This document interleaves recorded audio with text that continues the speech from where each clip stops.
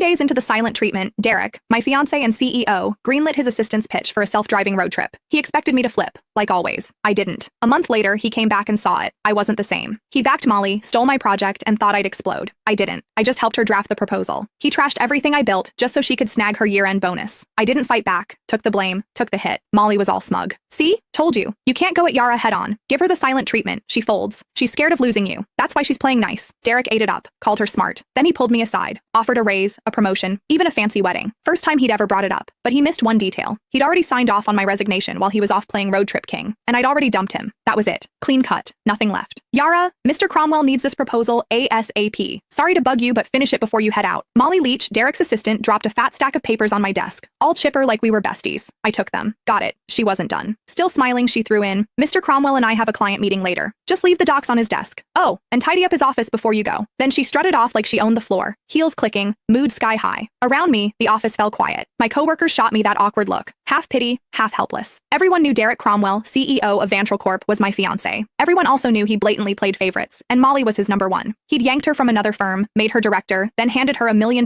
project I'd busted 2 months bringing in and prepping. When I pushed back, he called a team vote, thinking everyone would back him. Wrong. The whole team voted for me, except him. Molly got 1 vote. His. He lost it. Accused me of stirring up cliques. Didn't just take the project away. He demoted me in front of everyone and slashed the salaries of the people who'd backed me. Nobody dared speak up. Later, he apologized. Said didn't want it to look like favoritism. Claimed Molly might feel left out. I used to believe that crap. Now, it's a joke. Molly couldn't even keep up with our interns. Didn't want it to look like favoritism? Please. He was straight up playing favorites. Everyone saw it but him. I heard footsteps upstairs and looked up. Derek. He showed up at the stairwell, glanced my way, then walked out without saying a word. Changed into some casual suit. Even from here, I caught that cedar cologne. He never used to wear cologne. That one? Molly's gift. Yeah, he knew exactly what he was doing. He'd been pulling this kind of stuff for years. It started after I found their goodnight texts. Couldn't stay quiet. I confronted him. Derek said I was being petty. Then, like it proved some point, he used it as an excuse to make it official and moved Molly to work directly under him. The more upset I got, the harder he leaned in, dragging her to every social event, serving her food, even wiping her mouth at company dinners. When we fought, he'd ice me out. When I apologized, he'd round up his buddies to lecture me like I was some jealous mess. For a while, I actually blamed myself. Thought maybe I wasn't generous enough. Thought maybe that's why we ended up here. But on day 3 of one of his silent treatments, when I was too sick to even sit up and he still packed his bags for a trip with Molly, I gave up. That's when it hit me. He wasn't trying to be noble. He just used my pettiness as a shield so he could keep doing what he wanted without feeling guilty. Even if I hadn't caught those late-night chats, he would have just found another excuse to be with her. After their latest business trip, they were still grabbing dinner, drinks, playing tennis, same routine. But something between them had changed. I could feel it. Not that it mattered. 5 years together, and it was done. This whole mess had dragged on long enough. I was the last one in the office, finishing up the proposal. Checked my phone. Molly had been busy posting. Candlelit dinner at some fancy spot. 2 plates of steak.